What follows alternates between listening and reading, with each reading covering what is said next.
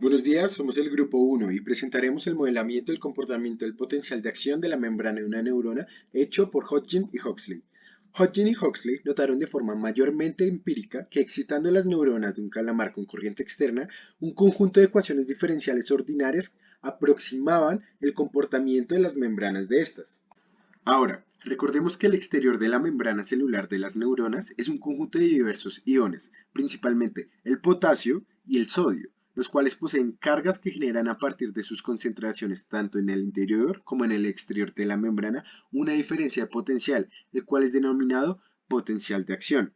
Además, la información entre neuronas se transmite por medio de cortos pulsos de corriente entre ellas, viéndose representadas como la variación de las concentraciones de los iones en la misma membrana.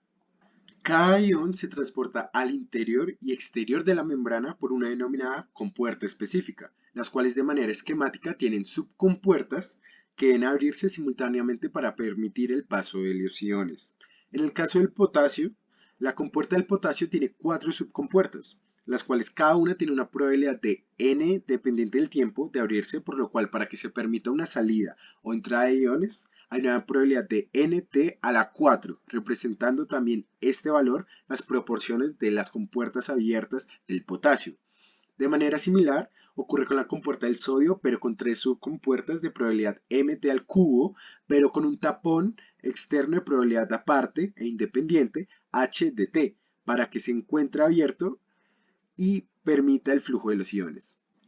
Ahora, las variaciones de estas probabilidades o proporciones de cada compuerta abierta respecto al tiempo, es decir, sus respectivas derivadas, se modelan matemáticamente de esta forma, siendo cada alfa sub i y beta sub i funciones del voltaje de acción encontradas de forma empírica por Hodgkin y Huxley. Posteriormente encontraron que la membrana de la neurona no solo conducía a estos iones, sino que también acumulaba cargas en sus paredes actuando así como un condensador. De esta manera se logró representar la dinámica de la membrana como este circuito RC. Es un circuito en el cual la membrana al actuar como capacitor posee una diferencia de potencial. Esta diferencia de potencial hará que la corriente de los iones comience a circular. Además, cada resistencia se ve representada como la conductividad relacionada a qué tanto se permite la entrada y salida de cada ion en cada compuerta de sodio y potasio. Además, se muestra una tercera resistencia, la cual representa todos los iones secundarios, como por ejemplo el cloro. En cada conductividad, cada valor G sub K barra o G sub N barra representa una constante determinada empíricamente a su vez. Y la conductividad de la resistencia de G sub L tiene un valor constante. De esta forma se realiza la ecuación del circuito entero como el enumerado 4, con un término de una corriente exterior que puede excitar a la neurona. De esta forma, el comportamiento del potencial de acción y de cada compuerta se traduce en solucionar el conjunto de 4 ecuaciones diferenciales acopladas entre esta cuarta y este trío de ecuaciones. Para la realización del código se utilizaron las librerías que ahí se muestran que son necesarias para la solución de ecuaciones diferenciales y hacer las gráficas interactivas. Además, cada función de alfa y beta que se vieron anteriormente se implementaron por medio de funciones que reciben como argumento el potencial V y el potencial en reposo V sub R de la membrana. Antes de ver cómo se comportan las compuertas y el potencial de la membrana en función del tiempo, nos interesa observar en un estado estacionario cómo se comportan las compuertas en función del voltaje. En una despolarización de la membrana, esto significa una disminución del valor absoluto del voltaje desde el valor de reposo, se evidencia que primero se abren las compuertas de sodio, que son M y H, para posteriormente cerrarse y permitir el paso de potasio, que es la compuerta N. Ahora, para el comportamiento a lo largo del tiempo, se realiza una función que guarda el sistema de ecuaciones diferenciales, y por medio de la librería de SciPy se resolvió dicho sistema. Utilizando ciertas condiciones iniciales y aplicando un pulso de corriente por 1 milisegundo, se obtiene lo que se muestra aquí. Aquí lo que se está variando es la magnitud de la corriente externa. Observe que dependiendo de la corriente externa que se le aplique, hay un pico cada vez más alto, lo que se llama potencial de acción. De hecho, la forma de pico, si es más puntiagudo o más suave, depende de la corriente. Para corrientes constantes por largos periodos de tiempo se puede generar más de estos picos de acción. Esto se puede interpretar como el caso de los baldes que se muestran ahí, pues se puede pensar que mientras se llena el balde con agua es cuando el potencial aumenta hasta llegar a un tope y caer drásticamente hasta su potencial de reposo nuevamente. Sin embargo, dichos baldes tienen una fuga, por lo que es necesario un flujo de agua umbral para que el balde se llene completamente. Análisis experimentando con distintos pulsos de corriente se harán a continuación. Bueno, resolviendo el sistema de ecuaciones para el potencial variando ahora la corriente externa, vemos que mientras sea menor que 5.4 microamperios, el voltaje no alcanza más de menos 60 milivoltios. Sin embargo, cuando ésta llega a los 5.4 microamperios, se presenta un pico de potencial en aproximadamente 40 milivoltios. Esto tiene sentido haciendo la analogía que mi compañero Manuel explicó anteriormente con el balde de agua. Si el flujo de agua es pequeño, menor al límite que sale por la fuga, el balde nunca se va a llenar completamente, por lo que no caería al agua. Es por esto que la corriente debe ser mayor o igual que 5.4 microamperios para que sobrepase lo perdido por la fuga. Ahora, transcurridos 20 milisegundos, vamos a dar un pulso de corriente de 8 microamperios durante un milisegundo. Podemos ver en la gráfica que se muestra hay un voltaje de aproximadamente 30 milivoltios. Transcurridos 5 milisegundos, damos otro pulso con la misma corriente y ahora este no aparece.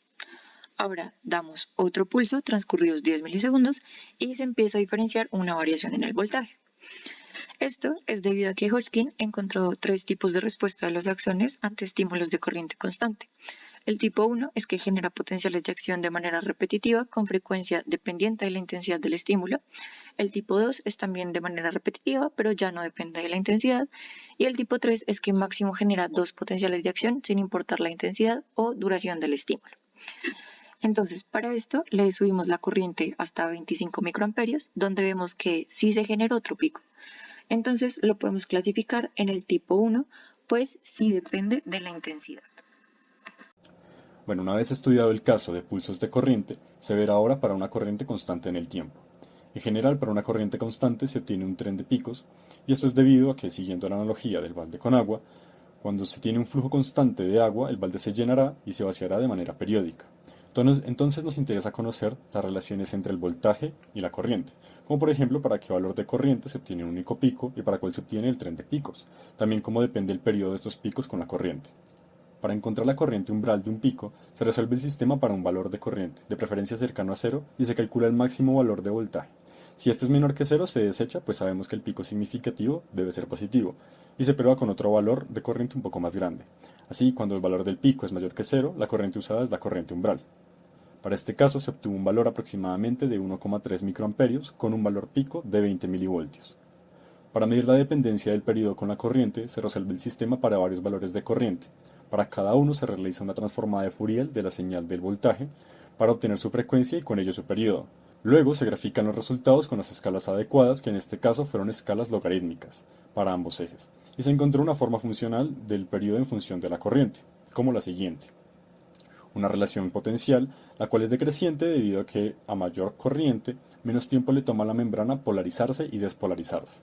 Para calcular la corriente a la cual se genera el tren de picos, primero buscamos saber cuánto es realmente un tren de picos, por lo que se resolvió el sistema para varios valores de corriente y en cada caso se calculó el número de picos que se tenían.